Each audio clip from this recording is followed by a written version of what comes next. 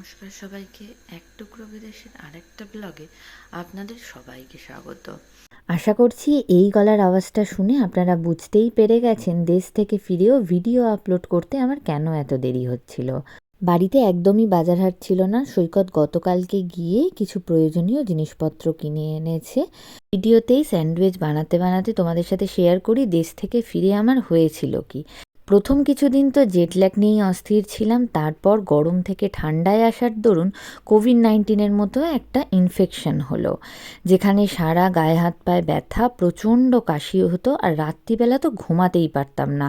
কাশতে কাশতে জীবন যেন মনে হতো বেরিয়ে যাবে। এখানে ফার্মেসি থেকে কিনে কাপ সিরাপ, মেডিসিন সমস্ত কিছুই খেতে শুরু করে দিয়েছিলাম। কিন্তু অফিস তো কামাই করা যেত না, দেশে গেছিলাম বলে অলরেডি অনেক দিন ছুটি নেওয়া হয়ে গেছে। তখন আর কোনো ভিডিও এডিট আপলোড কিচ্ছু করতে পারিনি। তো তখন সম্মুখীন হলাম আর একটা সমস্যার। ভিডিও রেকর্ড করে করে ফোনের স্টোরেজ হয়ে গেছিল শেষ। আমি তোমাদেরকে আগের ভিডিওতে শেয়ার করেছিলাম ফোনের স্টোরেজ নিয়ে একটা সাংঘাতিক প্রবলেম ফেস করেছি। ফিরে এসে ডক্টরের অ্যাপয়েন্টমেন্টের জন্য কল করলেও সেই অ্যাপয়েন্টমেন্ট পেলাম 4 সপ্তাহ পরে। ততদিনে ইনফেকশন অনেকটা কমে গেছে।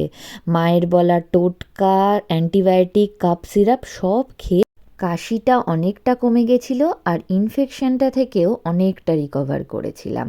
ততদিনে সৈকত স্টোরেজের প্রবলেমটাও সলভ করে ভিডিওগুলোকে রিকভার করেছে বলেই আজকে তোমাদের সাথে সমস্ত ভিডিও শেয়ার করতে পারছি। আশা করছি তোমরা আমার প্রবলেমগুলো বুঝবে। আসলে বিদেশে একা হাতে সব কিছু করতে হয়, তার উপরে শরীর খারাপ হলে সত্যিই প্রচণ্ড অসুবিধায় পড়ে যাই আমরা। সৈকতের জন্য বাটার দিয়ে ভালো করে ব্রেডটাকে টোস্ট করে নিলাম আর আমার জন্য হালকা টোস্ট করলাম। সকালটা এই কফি ছাড়া কোনোভাবেই শুরু হয় না। আমাদের দুজনেরই কফি খাওয়ার স্পেসিফিক কাপ আছে। সৈকতের কাপটা খুঁজেও পাচ্ছি না, আর আমার শরীরের যা অবস্থা তার মধ্যে আমার খোঁজার এনার্জিটুকুনিও ছিল না। তোমাদের সাথে আরও একটা জিনিস শেয়ার করি, বিদেশে কিন্তু আমরা এই গুঁড়ো চিনিটাই পাই, দেশের ওই দানা দানা চিনিটা পাই না।